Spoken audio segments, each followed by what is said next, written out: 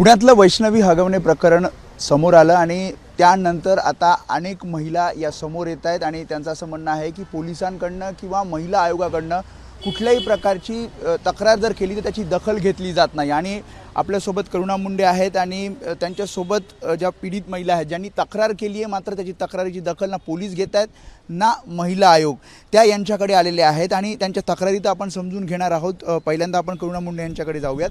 मला सांगा, अनेक महिला तुम्हाला आता फोन करत त्यांचं असं म्हणणं आहे की पोलीस मदत करत नाही आहेत, अनेक वर्षांपासून अनेक महिन्यांपासून तक्रार केली जाते मात्र त्याला उत्तर काही नाही किंवा ॲक्शन काही नाही।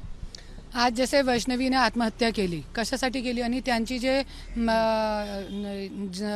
जो उनकी बड़े भाई की पत्नी आहे त्यांच्या पण समोर आलेला आहे, त्यांच्यावरती पण अन्याय झाला। असे अन्याय असतात तो महिला आयोगकडे जातात, पोलीस स्टेशनमध्ये जातात, पण कुठेही दखल घेतली जात नाही। त्याच्यासाठी कोणी आत्महत्या करताय, कोणी असं इकडे तिकडे फिरताय, कोई मेंटल हॉस्पिटल में जाता है, याचे सगळे जे आहे ते चालू आहे महाराष्ट्रामध्ये। तुमचं म्हणणं की महिला आयोग योग्य प्रकारे दखल घेत नाही, तुम्ही थेट असंही म्हणतात की रुपाली चाकणकर यांनी या पदावर राहू नये, काय नेमकं कारण? त्यांचं असं म्हणणं आहे की 30,000पेक्षा जास्त तक्रारींची आपण दखल घेऊन अनेक महिलांना आम्ही न्याय मिळवून दिला नाही, काहीही केला नाही आहे, फक्त मीडियावरती बोलण्यासाठी आहे।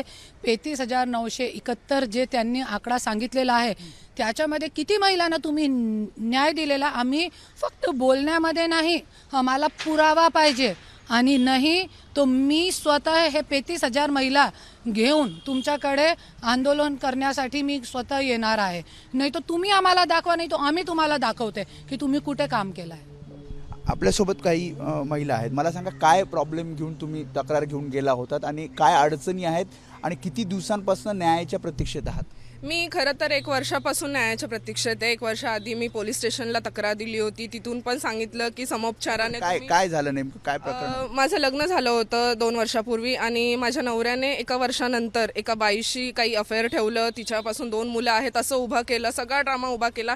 त्याच्यानंतर माझी फसवणूक झाली असं मला कळल्यानंतर मी पोलीस स्टेशनमध्ये तक्रार दिली होती, महिला आयोगाला तक्रार दिलेली, पण पोलीस स्टेशनमधून काहीही कारवाई झाली नाही। त्याच्यानंतर मी रुपालीताईंना जाऊन भेटले की माझ्यासोबत असं झालेलं आहे, तुम्ही FIR साठी मागणी करा। लग्न करून दुसरं लग्न तुमच्या FIR ची मागणी मी केली होती, फक्त FIR ची मागणी केली होती की तुम्ही FIR करा, त्यानंतर मी कोर्टातून सगळ्या गोष्टी करेन म्हणून। पण साधी FIR साठी सुद्धा त्यांनी माझी मागणी पुढे सरकवली नाही। किती वेळेस गेला तुम्ही महिला आयोगात? मी 3-4 वेळा गेलेली, मी रुपाली ताईंना स्वतः पर्सनली जाऊन भेटलेली आहे। हा अर्ज सुद्धा मी ताईंना दिला होता, त्यांनी पोलीस स्टेशनला साधा फोन। पोलिसांनी काही मदत केली यामध्ये? पोलिसांनी ह्याच्यामध्ये सरळ सांगितलेलं आहे की आम्ही FIR नोंदवून घेणार नाही। नोंदवून न घेण्याचं कारण हे की माहिती नाही त्याच्यावरती कोणता दबाव होता। इनफॅक्ट मी CM ऑफिसमधून सुद्धा माझ्या पोलीस स्टेशनला फोन गेला होता की तुम्ही उर्वरित महिलाची तक्रार नोंदवून घ्या, FIR नोंदवून घ्या। एवढ्या म्हणजे मुख्यमंत्र्यांना तक्रार मी दिलेली आहे CM ऑफिसमध्ये। पोलीसवाल्याची मुलगी आहे, आज मी स्वतः एका पोलीस अधिकाऱ्याची मुलगी आहे, तरी पण माझ्यासोबत फसवणूक झाली आहे, माझ्या वडिलांसोबत फसवणूक झालेली आहे। जो मुलगा आहे मृणाल दत्ता नावाचा, माझा नवरा, आज तो बंगालमधून आलेला आहे, पण त्याला 5 वर्ष मी सांभाळलेलं आहे। माझं वय 25 वर्ष आहे फक्त, तरी पण त्याने माझ्यासोबत एवढी मोठी फसवणूक केली आहे। आहेत कुठे ते? काही पोलिसांनी तपास? आज तो मुंबईमध्ये आहे, मुंबईच्या एका मोठ्या नामांकित कंपनीमध्ये, जी विधान भवनच्या मागे निर्मल बिल्डिंग आहे त्या बिल्डिंगमध्ये तो काम करतो, मोठ्या पदावर काम करतो तो।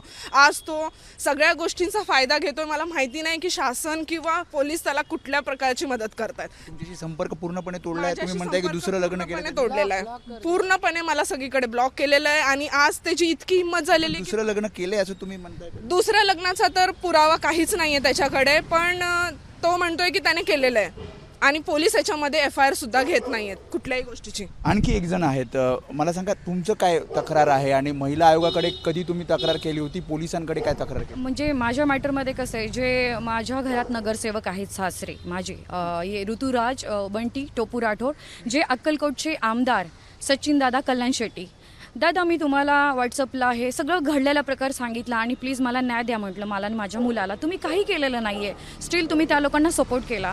दुसरी गोष्ट आहे रुपालीताई चाकणकरला, त्यांना सर मी 10 महिन्यापूर्वी दिला अर्ज, परत मी पोलीस स्टेशनला, मंत्रालयाला, CP ऑफिस, ऑलमोस्ट जितके पण आपले मुंबईचे टॉपचे कार्यालय आहेत सर्वांना दिला सर, कुठून मला एक फोन पण नाही आला। आणि नेमकं काय प्रॉब्लेम झाला? म्हणजे तुमचं लग्न झालेलं? माझं लग्न झालं 27 एप्रिल 2017 मध्ये बँड्रा कोर्टामध्ये। तर माझ्या सासू सासऱ्यांना माझा नवरा एकुलता एक आहे, पृथ्वीराज रमेश राठोड. तर त्यांचं म्हणणं होतं की तू अशीच आली आहेस. तरी माझ्या आईवडिलांनी जितकं पण एक संसाराला लागणं असतं ते सगळं काय आम्ही दिलेलं, इवन कार असो दिलेली आहे. तर तरी त्यांचं म्हणणं होतं की 25 लाख हुंडा, 25 तोळे सोनं आण, अन्यथा तुला आम्ही सून म्हणून कधीच स्वीकार हुंडा करणार. मागितलाय. हो, हुंडा मागितला मला आणि माझ्या मुलाला. आणि मला आणि माझ्या मुलाला रातोरात घरातून बाहेर काढलं. 18 मार्च 2024 मी सोलापूरच्या CPला दिलं. परत सोलापूरचे जे IPS आहेत राजकुमार सर, मी तुम्हालाही दिलेला आहे. तरीही मला पोलीसवाला असल्या कारणानं माझ्यावर काही ॲक्शन घेतलं नाही. कारण की दिलीप रामचंद्र चव्हाण हा PI मुंबईला कार्य करत आहे. परत त्यांच्यावर सपोर्ट जो सचिनदादा कल्याणशेट्टी आहेत, ते आमदार आहेत, ते म्हणजे माझे नगरसेवक, म्हणजे सगळे हे पॉलिटिशियन आणि पोलीस असल्यामुळे. तुमचे आता पती कुठे आहेत? माझ्या पतीने दुसरं लग्न केले. माझ्या सासू सासऱ्यांनी लग्न तुम्ही असताना लावलंय. पण दुसरं हो, मला मुलगा आहे 6 वर्षाचा. दुसरं लग्न केले त्यांनी. घरात ती मुलगी आहे आणि शी वॉज प्रेग्नेंट 9 मंथ. आता ती आणि प्रेग्नेंट पोलीस आहे. क्या परेशान कर आणि रही थी पोलीस मला अजिबात माझा FIR घेत नाही होते. मलाच म्हणले तू खोट्याच केसेस टाकते. तर मी काय बोलले, सर तुम्ही जा रेकॉर्ड चेक करा, FIR असणार ना, जामीन तरी असेल, तुम्ही चेक करा. ते चेक करून पण सर समीर शेख वर्सोवा पोलीस स्टेशननी त्यांनी माझा निकाली अर्ज काढलेला आहे. माझ्याकडे जवळपास 300 ते 500 पानाचा पुरावा आहे. मी एवढी फाईल मॅडमला दाखवलेली आहे. जेव्हा मी मॅडमकडे आले आणि रुपालीताई चाकणकर, आता आम्ही कुठं जाणार सर, हे सगळे हेल्प नाही करत आम्हाला, पोलिसांना हेल्प करत, परत जानचे अधिकारी, खतरा रहता मग है. जानचे खतरा, हे लोक गुंडे आहेत कुख्यामध्ये, मग मला मारायला पण पाठवलेलं सर. मग मी अशा टायमाला मला वाटलं की माझं, आता कोणासोबत राहता? मी माझ्या पप्पांसोबत राहते सर. तर मला असं वाटलं की करुणाताई एक आहे, ते आता लढतात आणि तीच बाई आपल्याला जस्टिस देऊ शकते. मग मी करुणा मॅडमकडे आले, त्यांना सांगितलं. ते म्हणले तू टेन्शन अजिबात घेऊ नकोस, मी तुझ्या पाठी आहे. तुझ्या बाळाला आणि तुझ्या केसाला जरी धक्का लावला तर मी बघते काय करायचे ते. आणि आज मला तुमच्या समोर उभा फक्त आणि फक्त करुणा मॅडमनं केलं आणि त्यांच्यामुळं मला आज एवढं बोलायचा चान्स पण आलाय सर. महिला आयोगाकडे जातात, तक्रार घेतली जाते पण ॲक्शन होत नाही, मग तुमच्याकडे येतात. हां, माझ्याकडे येतात आणि मी एक जसे माझा पक्ष आहे स्वराज्य शक्ती सेना, याच्यामध्ये मी असं संघटन तयार करत आहे. तुम्हाला माहिती आहे की काही महिलांचं मर्डर पण झालेलं आहे याच्यामध्ये, असं पण मला सगळीकडे माहीत पडलेलं आहे. तर मी असं संघटन एक तयार करत आहे अशी महिलांना घेऊन की जरी मला काही झाला तो हे लोक लढू शकता माझ्यासाठी आणि ह्यांना काही झाला तो आम्ही लढू शकतात. असं आम्ही एक संघटन तयार करत आहे की आज हे महिलामध्ये एक महिलांचा दबदबा असला पाहिजे न्याय हक्कासाठी, ज्यांनी करता हे लोकांना आज भीती राहिली नाही. भीती मला काय वाटतं आता काय महिला आयोगाने काय ॲक्शन घेतले पाहिजे किंवा काय? महिला आयोगांनी फक्त आता राजीनामा द्यायला पाहिजे. क्योंकि जे वैष्णवी आहे पुण्याची, ज्यांनी आत्महत्या केलेली आहे, वैष्णवीने कंप्लेंट केली होती, त्याच्यावरती तक्रार काय केली नाही. आणि त्यांची जेठानी होती, जेठानी ने कंप्लेंट की है, पूरे उसके पुरावे, होठ फटा हुआ है, मारा हुआ है उसको. महिला आयोगमध्ये कंप्लेंट केलेली आहे त्यांनी.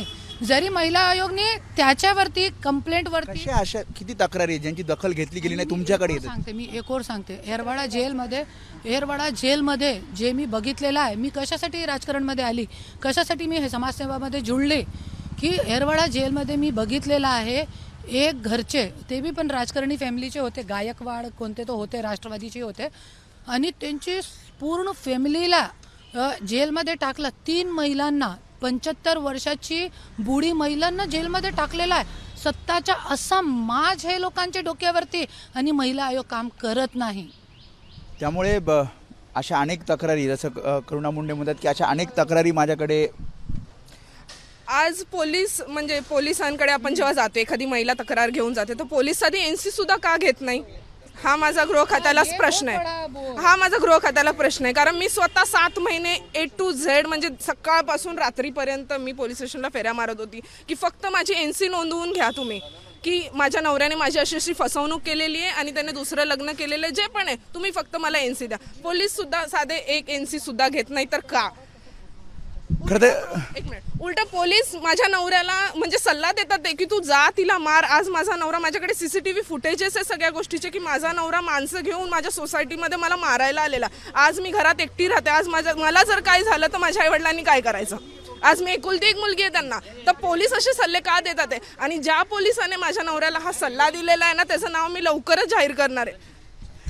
खरं तर खूप काही या सगळ्यांना बोलायचं आहे. त्यांचं असं म्हणणं आहे की ना पोलिसांकडनं न्याय मिळतोय ना महिला आयोगाकडनं न्याय मिळतोय. आणि जसं करुणा मुंडे म्हणतात की अशा अनेक तक्रारी माझ्याकडे येत आहेत ज्यांना खरं तर न्यायाची अपेक्षा आहे, मात्र मागच्या महिन्याभरापासून काही वर्षांपासून हा न्याय मिळत नाही आहे आणि त्यामुळे हे सगळं आता उघडपणे या सगळ्या पीडित महिला बोलताना आपल्याला पाहायला मिळत आहेत आणि न्याय मिळावा हीच त्यांची सगळ्यांची अपेक्षा आहे.